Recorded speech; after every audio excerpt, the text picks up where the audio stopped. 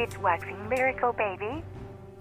Hello, Waxers, and welcome to Waxing Lyrical with Mains and Duts. I'm your host, Mains, and my colleague, a man whose biggest regret in life is that he doesn't get to see himself do the podcast day in, day out, is Mr. Neil Dutton. How are we, Neil? You'll forgive me, I've no idea what you're talking about. You haven't read Antonio Brown's post? No. I've blocked My Antonio biggest Brown. regret in my career does not involve calling a GM a cracker or showing up to Raiders Camp late in a hot air balloon with frozen feet or throwing rocks at a UPS driver, and it definitely doesn't involve taking my shirt off and doing a victory lap around the Jet Stadium mid-game while throwing up juices. My biggest regret is that I'll never get to see me, Antonio Brown, play a game live. Sure, I can watch the game afterwards, but I can't imagine what it was like for you all to see something like that, like watching the Beatles or Jesus perform at Red Rocks. Denny's done a counter claim, which is also fantastic, posted by JJ. Well, I can imagine it would. I'm very rarely speechless. This is one of those times. Like watching the Beatles or Jesus perform at Red Rocks. Yeah. We joke, and we do, about many people and many issues. This man needs help. Yep, that is serious help. That is, I think that's undoubted, Neil. Absolutely. Yeah, but I thought I would share that, as I thought it would be an excellent intro. This week, it is the NFC North. Speaking of wizards and lunatics, we'll be getting onto them later. Neil is also going to highlight the 5 players that you have to draft in your fantasy this coming month, as we are literally in draft SZN. Season. 5 players you have to draft in the NFC North, and then we'll let Neil go away and read Denny's note in response to AJ Brown's. Let's get the show started with the 5 players who Neil believes you have to draft. So last week's show, or 2 weeks ago, because I was in Turkey last week, so we didn't do a show. Humble brag. Neil, yeah, I know, humble brag there. Neil highlighted the 5 players he would be avoiding in drafts this year. Today we're going to highlight 5 players who he has to pick. He has 1 quarterback, he has 1 running back, he has 2 wide receivers and a tight end. Fantastic stuff by Neil. We'll go through them one at a time and question. So Neil, who is number 1? Well, it's not necessarily a number 1. It's more in terms. We'll go by position order. And in my opinion, the quarterback who you should look to draft, because you're getting him very late, but the ceiling has never been higher for him, is Kirk Cousins. It's a brand new offensive scheme. It's a more modern approach. We hope they're going to. One thing we know about Kirk Cousins, he chokes in. The one thing we know about Kirk Cousins is he is generally efficient, because he's had to be, because his offense has been you can have 25 throws and that's it. Well, now we're going to have, with Kevin O'Connell, they're going to open up a little bit more. They're going to be a bit more pass first. So we're going to see if Cousins can transfer his efficiency into volume opportunity.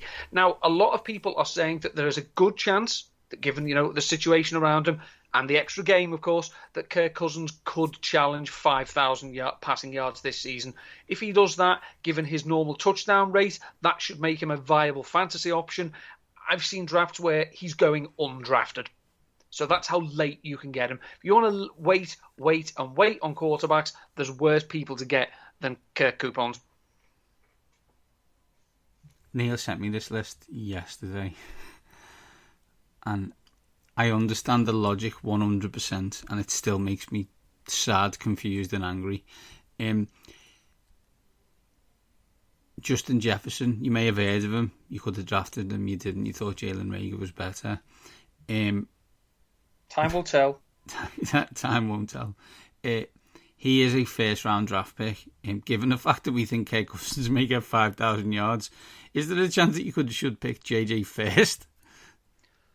A case could be made. If you are that way persuaded, if you're a zero RB zealot, like Denny, there's another mention for him, then maybe you want to get this year's wide receiver 1 with your first overall pick. Some people might think it's Cooper Kupp. Some people might say it's JJ. It's not the stupidest thing I've ever heard, depending on your scoring format as well. If it's full PPR, then yeah, JJ is not a bad alternative to Jonathan Taylor. I wouldn't do it, but I wouldn't throw stones at you if you did it. Okay, Neil, let's get on to number 2, please, the running back. Well, the running back in this, again, is someone who you should have late in the draft. So before you start looking at your kicker and your tight end, who are always your last 2 picks, lest we stress this again, do not look at ADP and go, ooh, time for a defense. No, it isn't. It's the 10th round. It's never time for a defense. But I think that I'd be more comfortable taking Kenny Gainwell at his current ADP than I am taking Miles Sanders at his. Now, Miles Sanders has come out and he said an awful lot about, actually, I think we call it anti-fantasy. Now, I understand it because there are still people out there who think that NFL players give a shit about our fantasy teams. They don't. They don't want to be tweeted about it. Miles Sanders didn't score a touchdown last season. He didn't do it to piss off fantasy managers. It was a statistical anomaly. He would love to score touchdowns, I'm sure. But Miles Sanders has had an enigmatic NFL career to date, where if you look at the way they used Kenny Gainwell last season, he was more efficient. He produced more fantasy points per opportunity than Sanders. And in games when he got at least 10 rushing attempts last season, Gainwell was averaging nearly 14 PPR points per game. That's an RB10 across the whole season. So he's going to get the passing down work. They like him in the red zone. If anything were to happen to Sanders, I'm not saying he'd get all the work, but he might be the point of a running back by committee. So where he's going, I'm very happy to take him, stick him on the bench, and wait till his time comes. Does the signing of AJ Brown, but more importantly, the quarterback play and the type of player that Jalen Hurts do make this a little bit nervous in case there's a lot of running from Jalen and not much running from Gainwell? Always risky. That's why the fact that he has the receiving string to his bow helps. Now, again, historically, running quarterbacks do not check down, but they did use Kenny Gainwell last season as a receiver, not a check down, as a fully fledged wide receiver. So having AJ Brown, having Devonta Smith when he eventually gets healthy, having Dallas Goedert, there's your 3 that every team is going to be focusing on. And there's Kenny Gainwell lining up in the slot occasionally or running the Texas angle route. So I don't think he's ever going to be, he's not going to be breaking Christian McCaffrey's reception record for a running back. But I think if things were to fall right, he could force himself into the RB2 conversation if everything fell in his favour. That's why I want him in case it happens. Neil, give me the first wide receiver you have to draft. First wide receiver you have to draft is a man who started last season in the doghouse and ended it in the penthouse. That's Brandon Ayuk.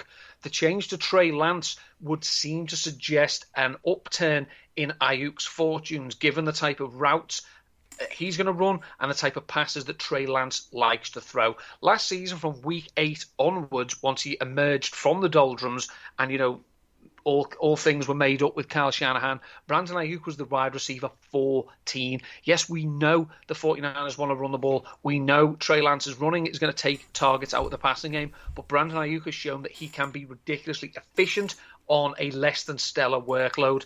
So if you actually have a look at the adjusted yards per attempt, which is an efficiency/chemistry metric judged on RotoViz, Trey Lance, small sample size I know, but when Trey Lance targeted Brandon Ayuk last season, his adjusted yards per attempt was nearly 10. His adjusted yards per attempt with Deebo Samuel was a tick higher, but Deebo did an awful lot of that in yak. His adjusted yards per attempt when targeting George Kittle was 4. I think there's a danger that Kittle is going to be the third in this team of 3 when it comes to receptions. And Brandon Ayuk, while he may be behind Samuel, again, I'm more confident in Ayuk at his current ADP than I am at Samuel's, because I think an awful lot of people are just expecting Samuel to do what he did last season. Do you know how many times Brandon Ayuk was targeted beyond 20 yards last season? Not many. 6. That is criminal. Probably should arrest Jimmy Garoppolo right now.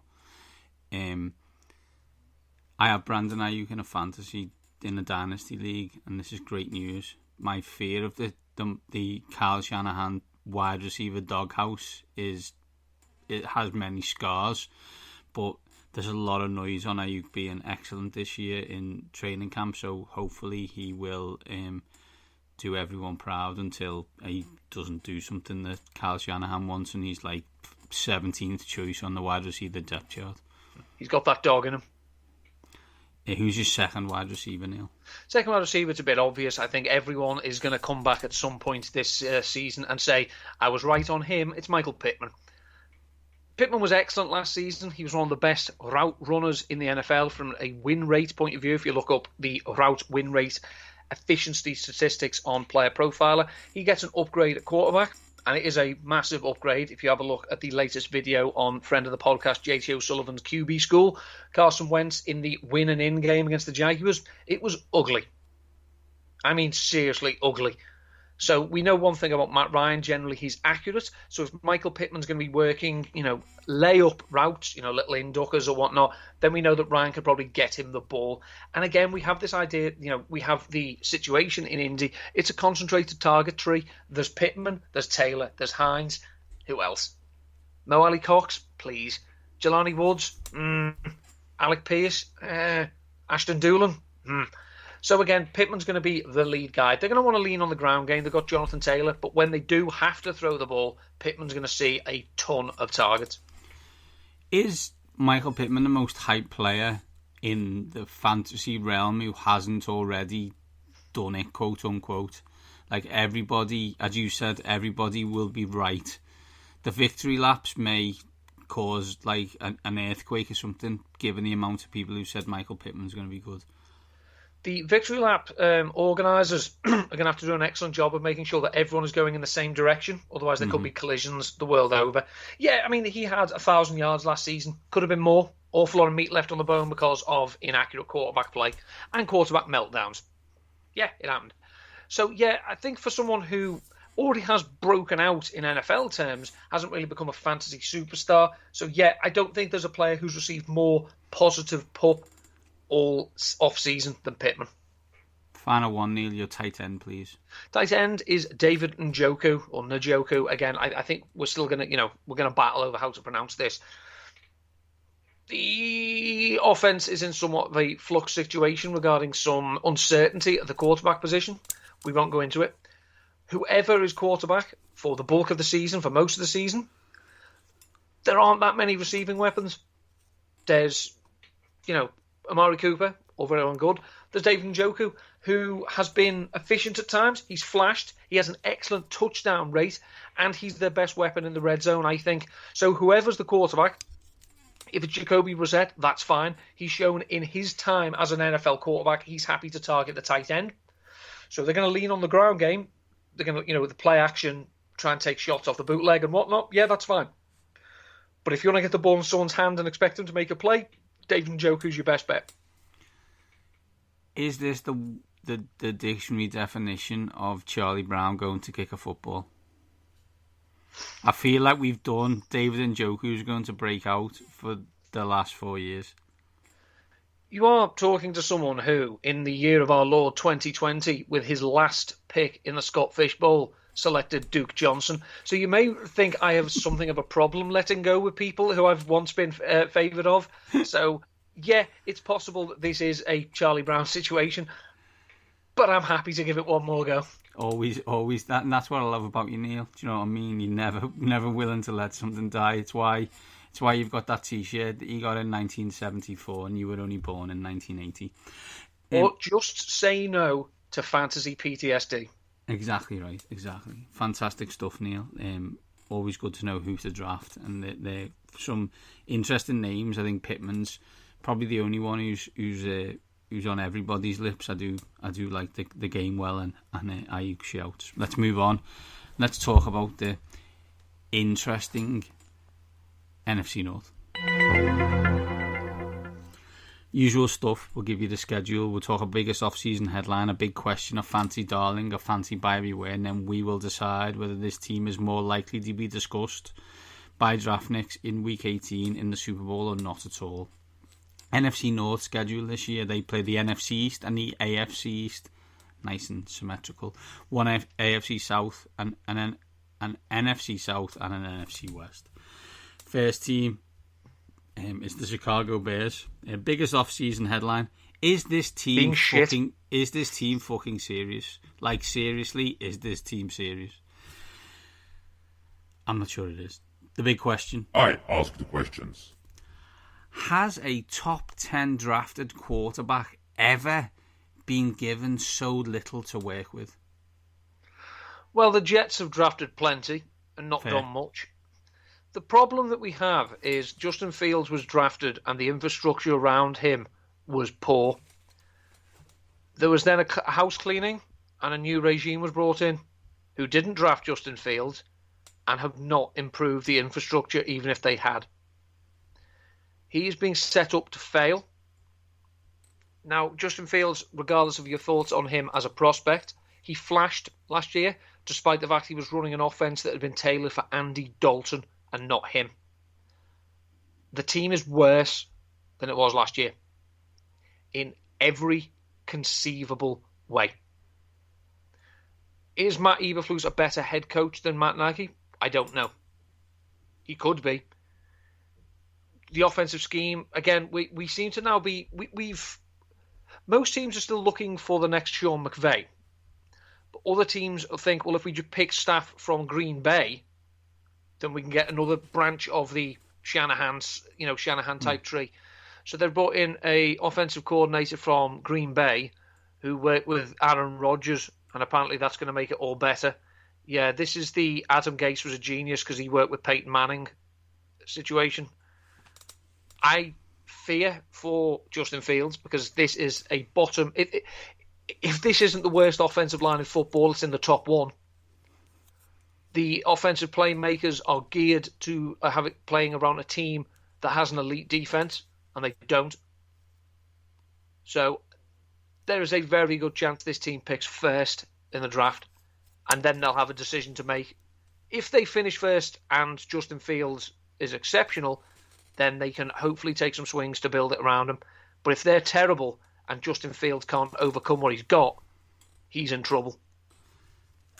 As we discussed with the Atlanta Falcons, they don't really have a major problem of a team deciding to be crap. I don't really see that as a major issue. I do have more of an issue when someone who was seen as such a prospect through high school, college and into the NFL is basically, as you said, set up to fail. Like, not even like... It's definitely not a soft tank, do you know what I mean? This is like boring to the centre of the earth tank. Like, they're not messing about. You know, read the comments from Roquan Smith. You know, it's basically George Halas would be turning in his grave at the mess this franchise is in. This, although they've never really, since you've watched it, and they haven't been a spectacular team, this is one of the most storied franchises in the NFL. And they are abysmal. And even worse than being abysmal, I think they're completely and utterly irrelevant in the third biggest media market in the United States of America. That's not a good position to be in. If you're not sure on Justin Fields, that's fine. I have absolutely no idea how you find out if he's good or not this year. Because the roster you put around him means that you're not unsure on him. You just don't think he's going to be any good and you're going to get rid of him. There should be a lot of teams who make a call and say, well, I'll have him. It's either they think so little of him that they don't care what they surround him with, or they think he's that good. They don't care what he's surrounded with. He'll elevate it, despite the fact he did not show enough as a rookie to suggest that was in his potential range of outcomes. 50% of all first-round quarterbacks fail for a multitude of different reasons. And right now, I think it's probably 70-30 that Justin Fields is going to fail. And I'm not 100% sure he's done anything wrong.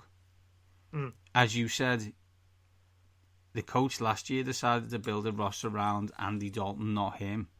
Then played him and didn't do anything that he was good at. And now they've got me and you at wide receiver. And even worse, our kids at offensive line. And they're like, enjoy yourself. Disgraceful. I know this is almost ridiculous, but Neil, let's discuss a fantasy darling on the Chicago Bears. Hello, darling.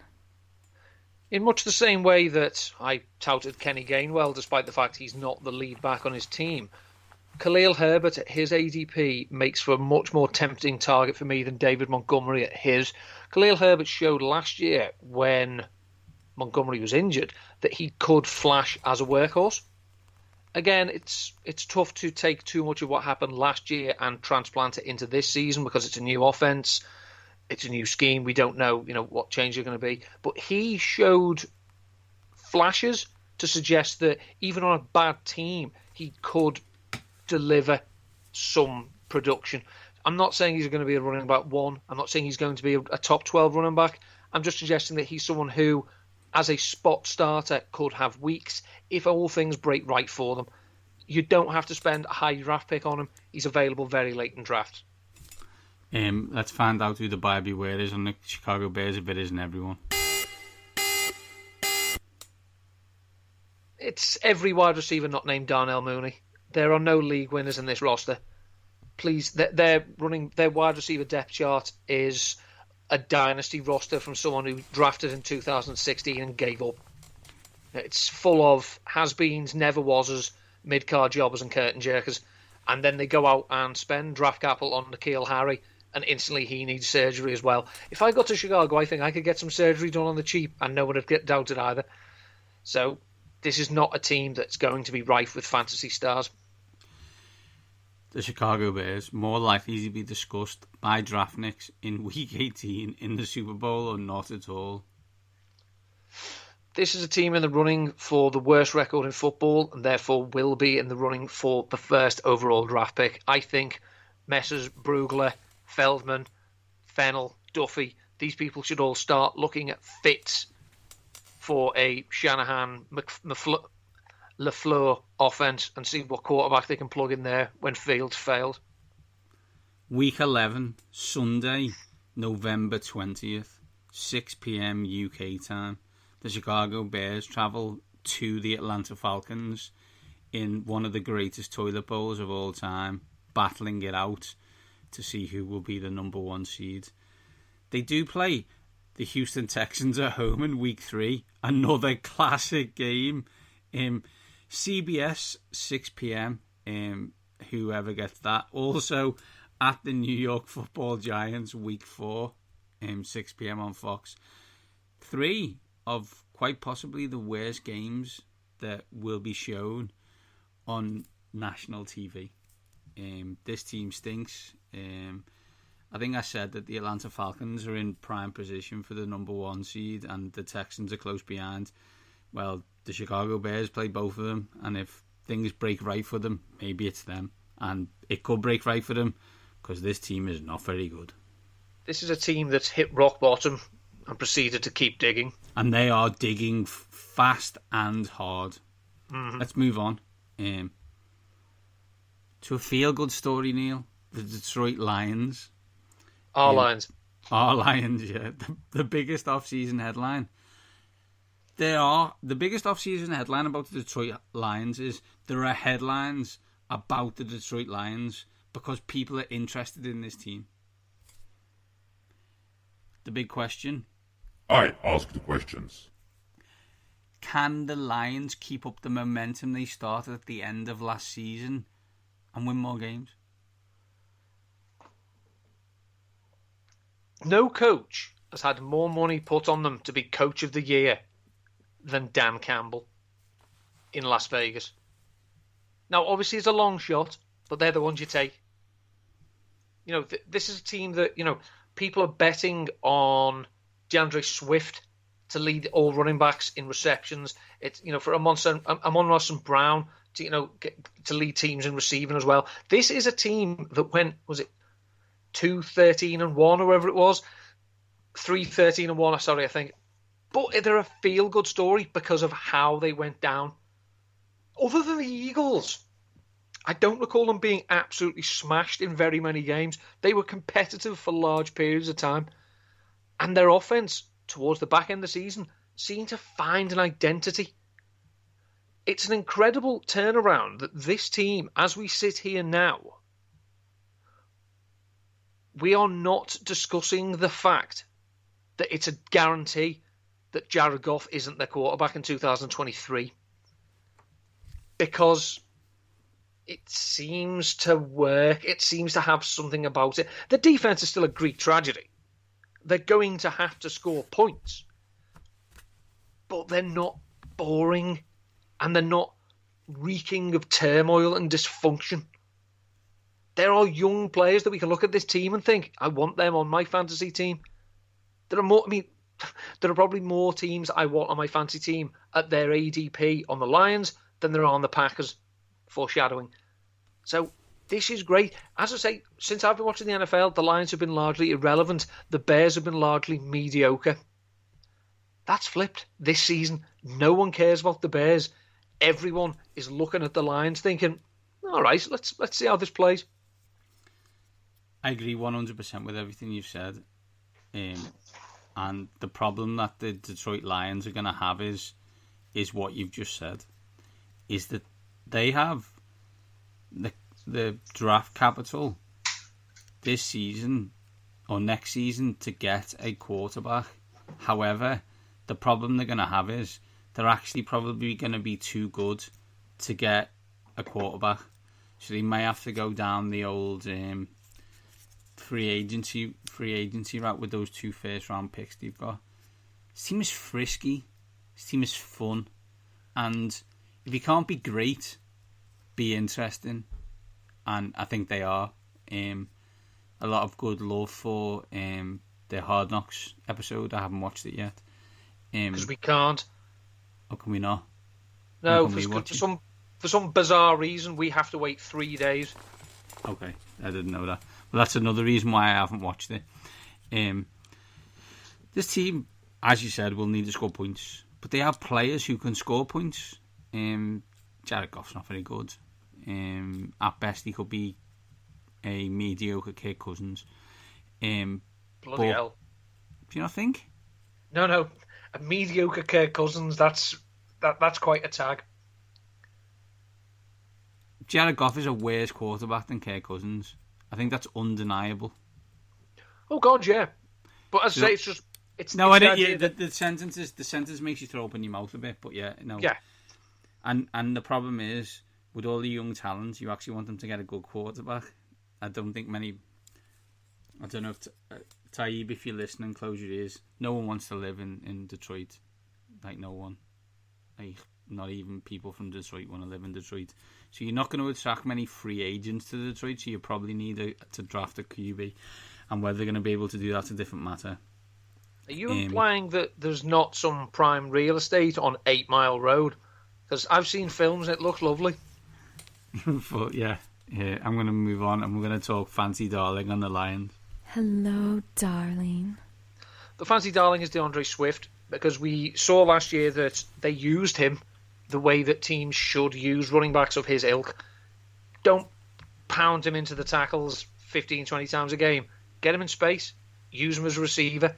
If he gets 25 opportunities a game, that's smashing. If he only gets 15 and it's, 7 carries, 7 targets, that can work as well. He was pacing for 90 receptions last season.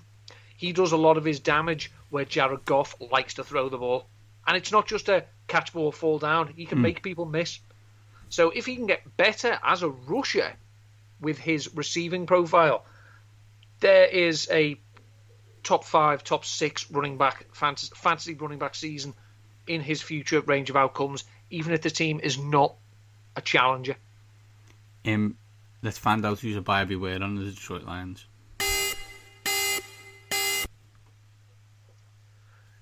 People who know me know I'm somewhat enamoured of tight ends. People who know me also know I'm somewhat enamoured of TJ Hawkinson. Yes. I fear for him because he started last season as a target magnet because there was no one else. Wasn't particularly efficient, but volume trumps efficiency. Once he got injured last season, Amon-Ra St. Brown emerged. The offense got better, and they were already starting to reduce Hawkinson's role before he got injured in favour of Amon-Ra St. Brown. So I think we have a situation where Hawkinson could chip in and certainly have viable weeks as a fancy tight end, but the idea of him finishing somewhere where his current ADP is, I don't like. I don't think he's a top 5 tight end, and I think at the moment you're going to have to spend close to that to get him. So I worry about him, but I don't worry about this offense because I think it will score a lot of points. The Detroit Lions more likely to be discussed by draftniks in Week 18 in the Super Bowl or not at all? This is one of those situations where we say not at all, and it will be because people are talking about them. But it's not we're talking about them in a, good God, they could get first overall pick, or they could clinch home field next week. We're going to be talking about they've got a core of offensive players. Will they extend Goff? Will they, things like that. So they'll be talked about, but they'll be middle of the road, but they will be far from mediocre. We said that people have put them in headlines. We've said that people are interested in this team. Do you know who aren't interested in this team, Neil? Fox, CBS, ESPN, ABC, the NFL Amazon. Network, and Amazon Prime. Do you know why? Because no primetime games? Right now, 17 games because Week 18 at the Green Bay Packers is to be determined. The latest they play is 6 p.m. UK time. Every game is 6 p.m. apart from the 5 o'clock game and the 5:30 Thanksgiving game. Who have they got on Thanksgiving again? The Buffalo Bills, which could be a really could be a really good shootout game, or could be an absolute boat race by the Buffalo Bills. This team is not at all in a good way. I think this team could win 7 or 8 games.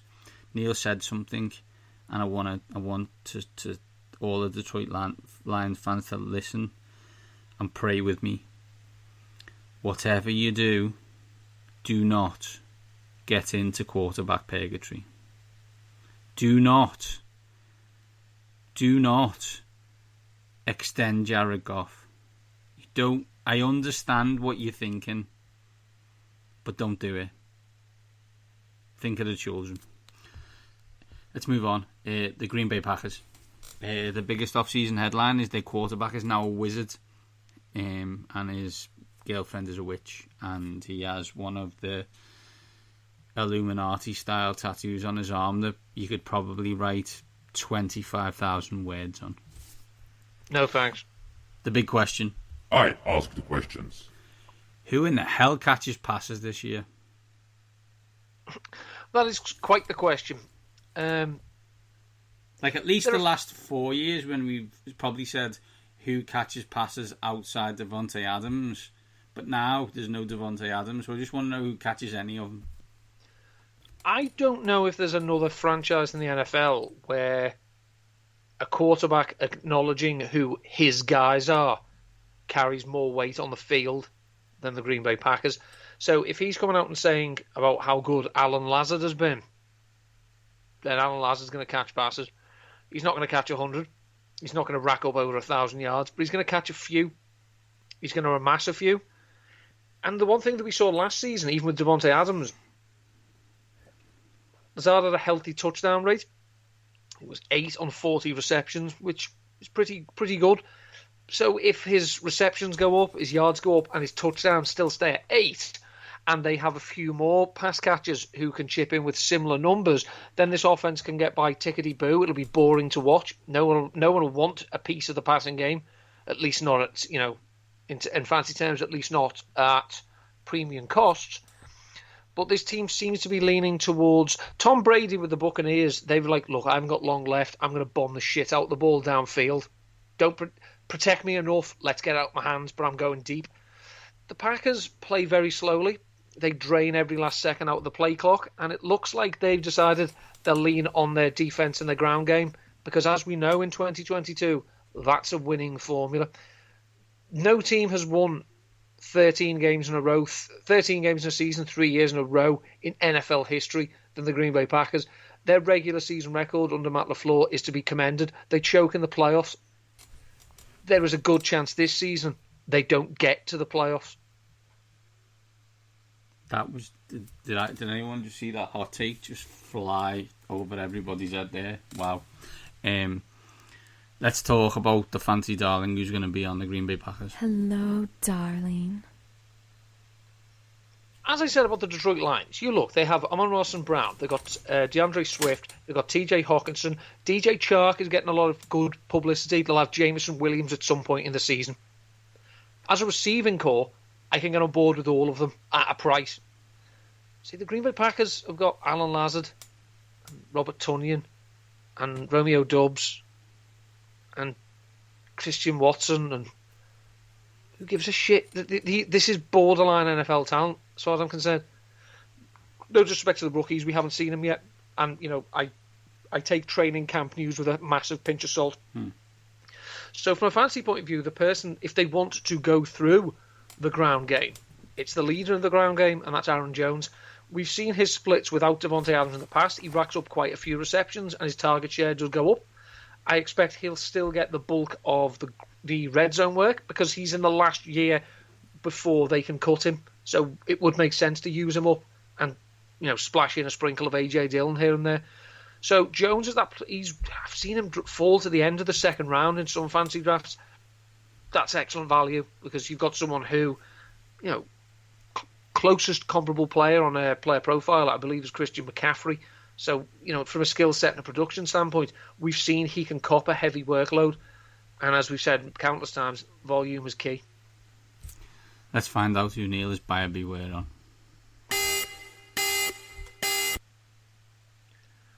I do not foresee a situation in any fantasy team in any format, even Superflex to an extent, where I would want Aaron Rodgers with this cast of characters catching balls from. Seriously, in this division, he's the third best fantasy quarterback. And if his QB coach can go and work the Oracle in Chicago, maybe he's the fourth. So I don't want Aaron Rodgers anywhere near my fantasy team this year. They play slow. They're going to lean on the ground game. And they're going to expect him to work wonders. We know Rodgers can be efficient. I don't think he's going to have a situation where he puts up mega numbers. So I just think there's going to be more quarterbacks I'd take in fantasy than him. The Green Bay Packers more likely to be discussed by draftniks in Week 18 in the Super Bowl or not at all? I think Week 18, but I don't see them as a Super Bowl contender because I say Week 18, the best they could be hoping for then is a wild card spot. I think they will struggle to win the division. They need to win road games. And they have a tough road schedule. They play at the Tampa Bay Buccaneers. They play at the Buffalo Bills. They play at the Philadelphia Eagles. We've previewed all of those teams and said all those teams will have excellent records. Not necessarily say they'll be excellent teams because we just thought Philadelphia would be good but have an easy schedule. They also play at Miami on Christmas Day, which I assume someone paid the scheduling gods £10 bajillion to allow them to be in Miami rather than Green Bay, Wisconsin on Christmas Day.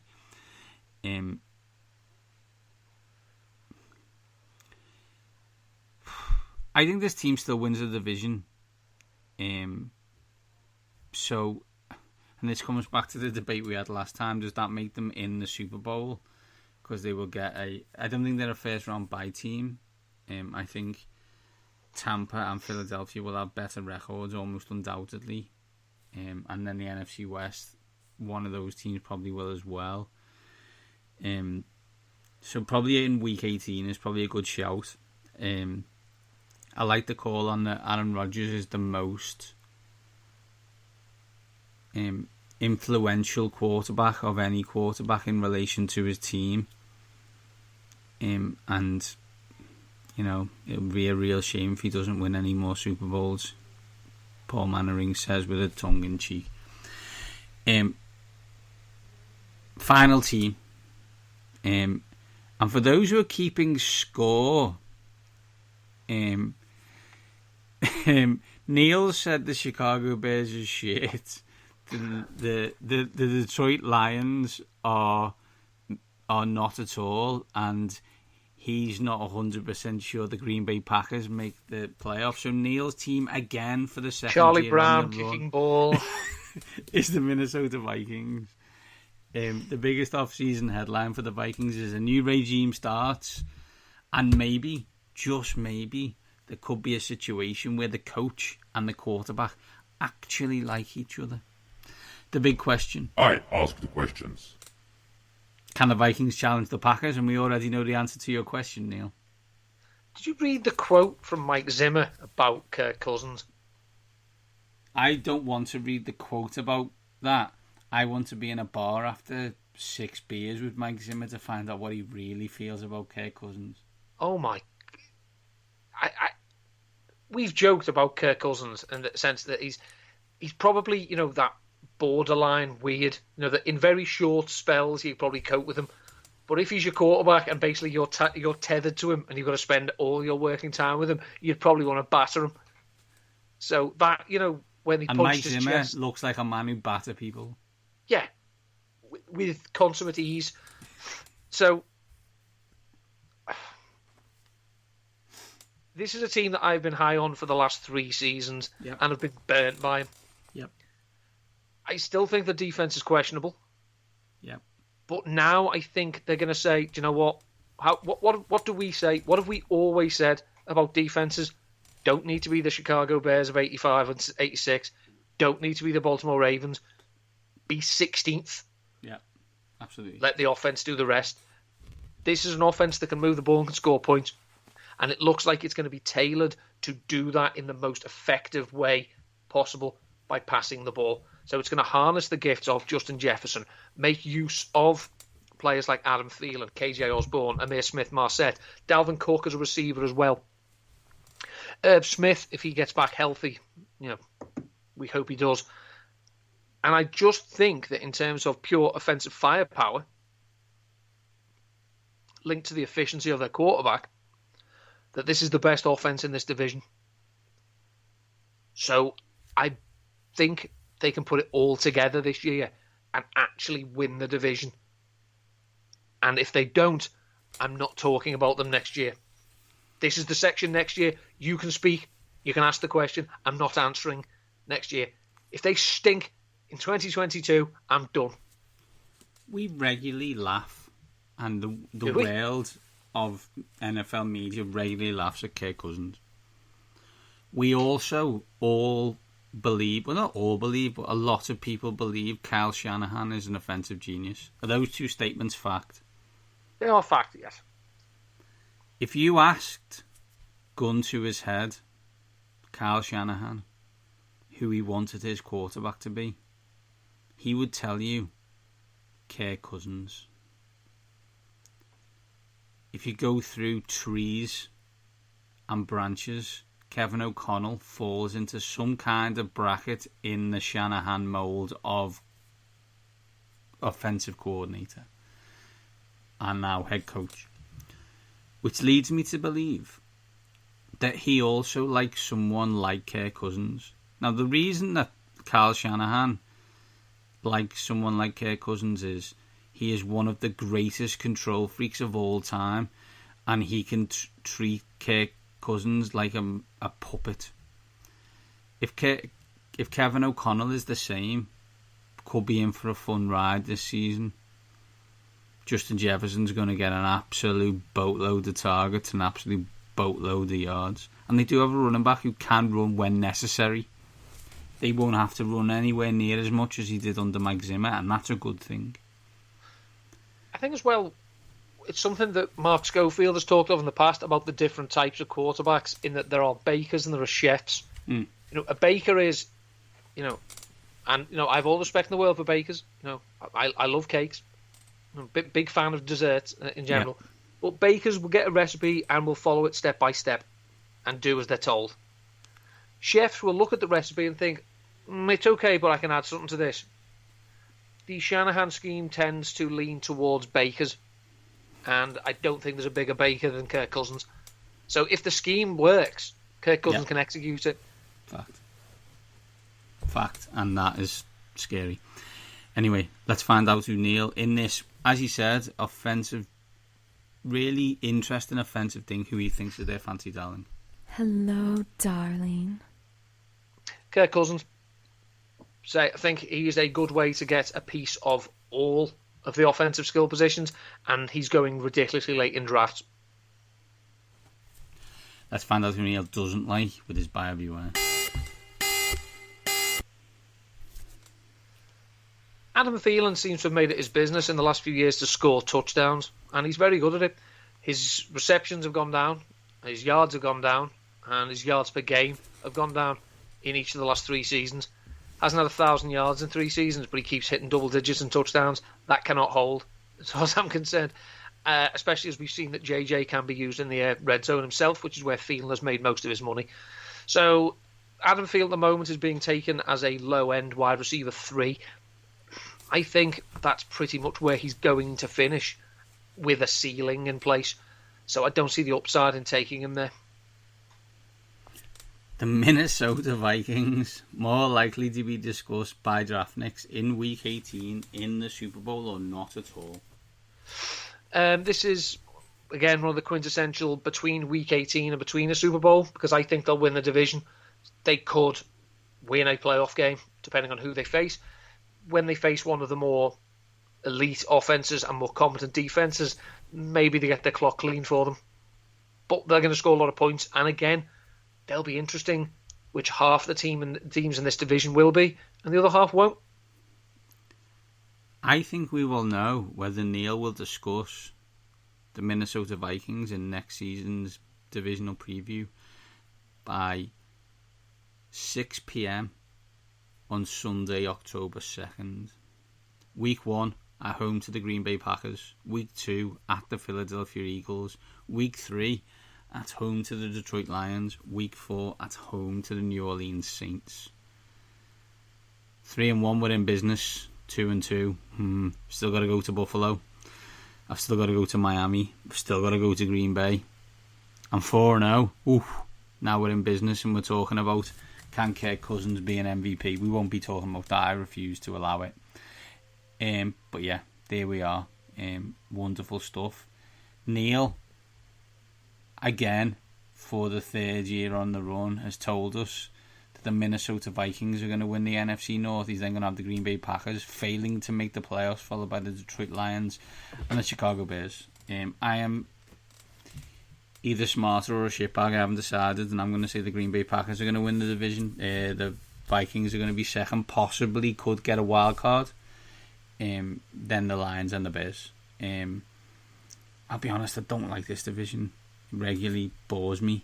It hogs 6 p.m s on Sundays, but good luck to them all.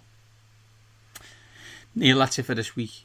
You're about to go on leave, going to sunny part of the UK, and it actually will be sunny, so good on you. Before you're there and before we're back talking AFC West, where can people catch you? Follow me on the Twitter at @Nutton13. Find my work at Numberfire, at Player Profiler, at 444 Football, and at RotoViz. Coming up in the next few weeks, I will be taking part in the Guy Behind the Guy series for RotoViz, where we look at our favourite players who we think could emerge as fantasy stars if something were to happen to the starter. I'm also written a piece looking at the Super Bowl odds for all 32 teams as we enter week 1 of the preseason. And I've also written a piece for 444 Football that I'm looking forward to seeing in print, where using one of the tools from 444 Football called the Draft Hero, I show you the perfect draft when you're picking first overall in a half PPR point Yahoo League. Nice. I am at Mainsy7. Combined we are at Waxing_Lyrical. If you like soccer or football, as we call it here, I don't. No, you don't. You don't know what you call it. Then I mean, I don't like it. look out for me discussing my 5 of my favourite goals and Desert Island goals with Callum Squires from the touchdown. It was really enjoyable. Did it last night. It probably won't be out for a few days because we talked for hours and he needs to get it edited down. My apologies. I got a bit overexcited. For those who like listen to my voice, Touchdown Review will be back next week with probably an NFC preview. So that will be back with Callum, with Taib, with Joe, with Thomas, with all the guys from the Touchdown, and we will get involved in all that. But that's it for this week. NFC North done. We're down to 2 divisions. The Wests, which could be 2 great divisions, so we will talk about them in the next couple of weeks. But until then, these top guys are out.